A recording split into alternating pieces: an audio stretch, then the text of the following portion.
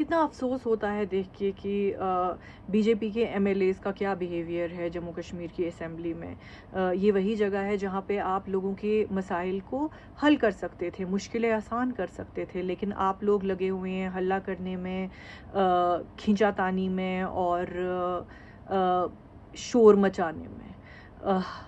जो leader of the opposition है सुनील शर्मा साहब, वो ये कह रहे थे कि जो आर्टिकल 370 है वो ढकोसला है या था। तो अगर वो ढकोसला था तो आप लोग हर एक इलेक्शन में उसको इस्तेमाल क्यों करते हैं, ये कह के कि इसी वजह से हर एक मुसीबत जो थी वो मुल्क में थी और जम्मू कश्मीर में थी।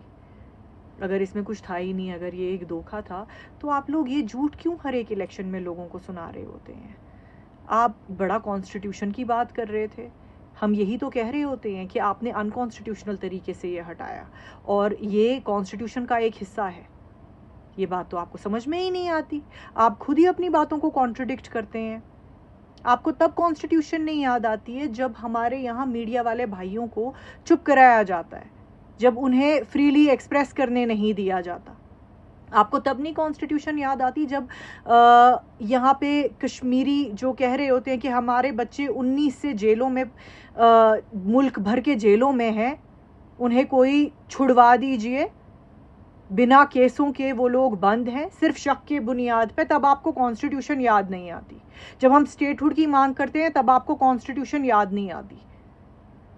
तब आपको कॉन्स्टिट्यूशन याद नहीं आती है जब आप मेडिकल कॉलेज बंद करवा देते हैं क्योंकि वहां 42 जो हैं नॉन हिंदूज जो हैं वो एडमिशन ले लेते हैं एग्जाम पास करके।